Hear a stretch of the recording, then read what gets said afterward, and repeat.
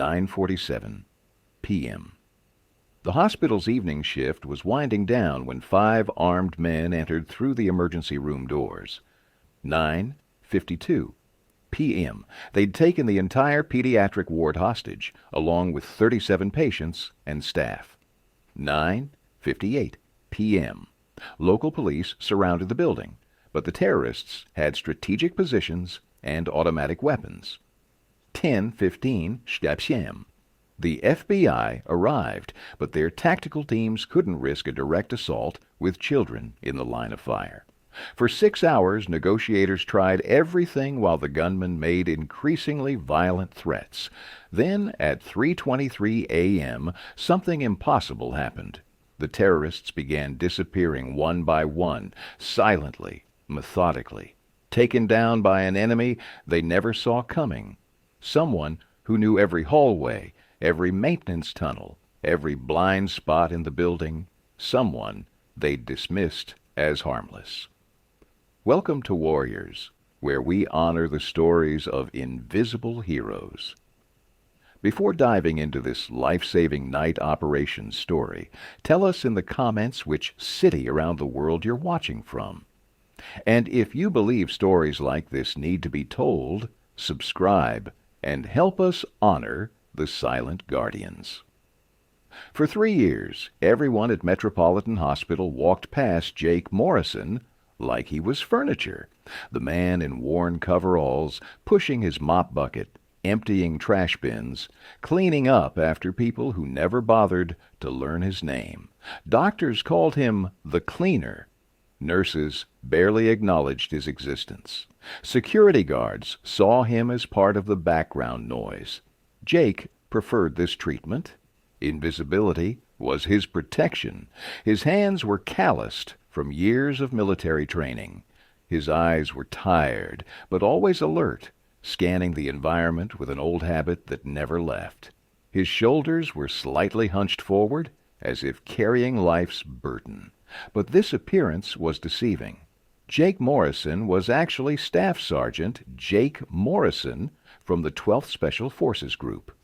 Green Beret, 3 combat tours, 47 confirmed kills. A man who'd fought America's secret wars in the world's most dangerous places, from Afghanistan to Iraq. When he'd returned from his last deployment 3 years ago, transitioning to civilian life had been difficult. PTSD treatments, sleep disorders, problems adjusting to civilian life. The military had called him a hero, but in the outside world he was just a tired man who'd seen too much blood. Finding the job at Metropolitan Hospital had been a coincidence. A low-profile job, minimal human interaction, regular working hours. Perfect for Jake. Nobody asked questions. Nobody was curious about his past. He just did his job and tried to survive. But every veteran knows the truth. War never really lets you go. Jake's daily routine was always the same. He'd start his shift at 6 p.m. and systematically clean all floors. Pediatric ward, operating rooms, emergency department, administrative offices. He knew every corner, every room. The night shift security guards loved to make fun of him. "Watch out! Here comes Rambo with his mop," security guard Mike would say every time he saw him. "Jake's gonna clean up the terrorists, I guess," Steve, the other security guard, would add. Jake never responded. He'd lower his head and continue working. What they didn't know was that Jake had memorized every floor plan, identified all emergency exits, maintenance tunnels, and security camera blind spots. Old habits never died. Dr. Martinez, the pediatrician, would roll her eyes when Jake took too long cleaning her office. "Why is this guy so slow?" she'd complain. Nurse Stevens had warned management about Jake's creepy military stare. "I just don't trust him," she'd said. "He's obviously an ex-soldier, but we don't know what kind." If they knew, maybe they'd have acted differently. They couldn't see the scars hidden under Jake's uniform, the knife wound from Kabul, the shrapnel marks from Fallujah, the burn scar from the IED blast that killed his entire unit except him. Jake Morrison had learned to survive because he'd learned to be invisible. November 15th, 9:47 p.m. Jake was mopping the pediatric ward floor. Sick children were sleeping in their beds. Nurses were preparing for the night shift. Everything was normal. A quiet hospital evening. When he heard the first gunshot from the lobby, Jake's hands froze. Every muscle in his body tensed as combat instincts he'd tried to suppress for years suddenly came roaring back to life. Automatic gunfire, screaming, panic sounds. Jake dropped his mop and stepped into the corridor. The sounds coming from the elevator shaft were becoming clearer. Suddenly, security guard Mike's voice came over the nurse station radio, speaking in panic. Yes, 5 armed men. They entered through the ER. They've taken the pediatric ward. There are hostages. Jake's heart stopped. Children. Innocents. Exactly the type he was supposed to protect. He went to the maintenance room and took his flashlight from the metal locker. But behind it, in the back panel of the locker, was something the hospital administration definitely didn't know about. A hidden compartment he'd installed on his first day of work. Inside was his old equipment, tactical vest, combat knife, and the Glock 19 he carried with special permission obtained for his hospital security role. Jake Morrison was no longer a janitor. The Green Beret was back. Jake used the maintenance tunnels to descend to the building's lower levels. These tunnels were a network unknown to most hospital staff. Electrical cables, water pipes, ventilation systems, the building's arteries. He listened to security communications from his radio device. The situation was getting worse. 5 terrorists, professional equipment, strategic positioning. They controlled all exits from the pediatric ward. 37 hostages, 24 sick children, 13 staff members. Jake mapped it out in his mind. Enemy positions, civilian locations, possible attack routes. 12 years of Special Forces experience was kicking in. First floor, 2 terrorists controlling the main corridor. Second floor, 1 terrorist at the nurses' station. Third floor, 2 terrorists watching the children's rooms. Standard tactics would require at least a 10-person team for 5 targets. Jake was alone, but he had advantages. He knew every inch of the building. The enemy didn't know him, and he'd been trained for 12 years for exactly this type of operation. At 10:15 p.m., the FBI arrived. The building was under siege from outside, but there was nobody inside who could negotiate. The terrorists were using children as shields. Jake made his decision. Nothing official, just prevention. 11:47 p.m. Jake approached his first target. The terrorist on the first floor was standing in the main corridor, watching patient rooms with his AK-47. Jake emerged from the maintenance tunnel, coming up directly behind the man. The combat knife was silent. The movement was swift.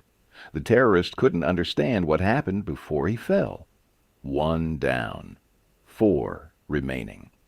Jake dragged the body to the maintenance room and took his radio. He could now monitor the terrorists' communications. "Base, Sector 1 clear," came a voice over the radio. Jake began decoding their communications.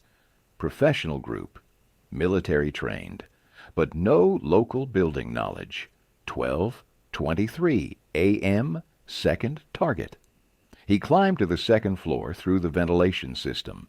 The terrorist at the nurses' station was looking at computers, trying to study hospital floor plans. Jake descended from the ceiling, approaching from behind. This time, he was more careful not to make noise. The other terrorists couldn't hear. 2 down, 3 remaining, 1:15 a.m. The most critical part was coming. The two terrorists on the third floor were directly watching the children's rooms. Jake couldn't approach them without endangering the children. He used the electrical system. Cut all lights in the hospital. Emergency generators only powered vital systems. In the darkness, Jake had the advantage. He didn't need night vision goggles. He could walk these corridors with his eyes closed. The first terrorist panicked and turned on his flashlight. Big mistake.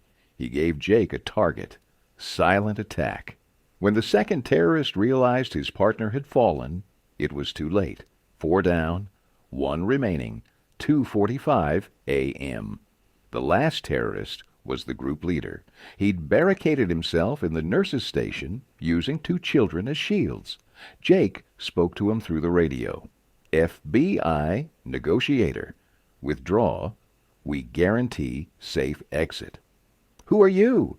The terrorist asked suspiciously. The person who's going to get you out of here. Jake used a distraction tactic.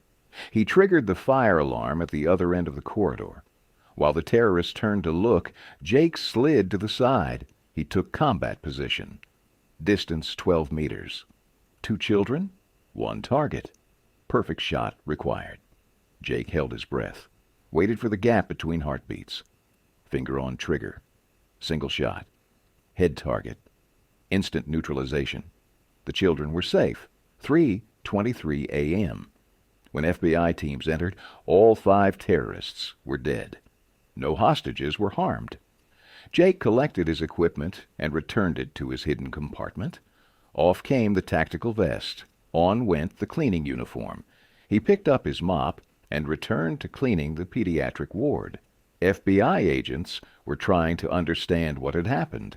Security cameras hadn't worked due to the power outage. There were no witnesses. The terrorists were simply found dead. Did someone from outside do this? Asked the FBI special agent. Security Chief Mike looked around in confusion. I don't know. None of us are trained to this level. When Dr. Martinez saw Jake at the nurse's station, she was surprised. Jake? Where were you all night? Cleaning, Doctor, Jake said quietly. There was an electrical problem on the lower floors. Did you hear what happened up here? Something incredible occurred. Someone killed all the terrorists.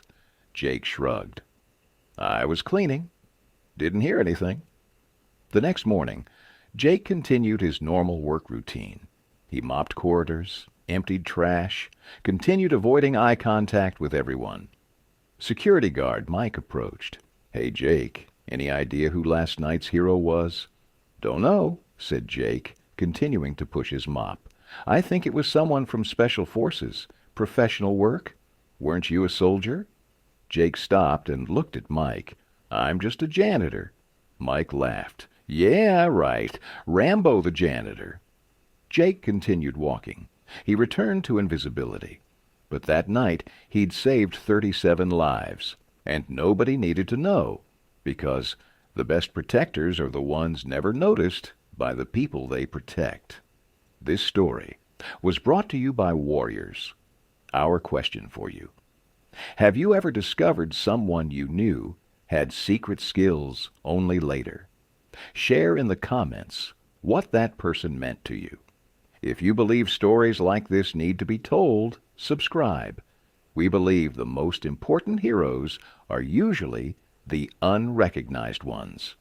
Thanks for being part of our community. See you in the next story.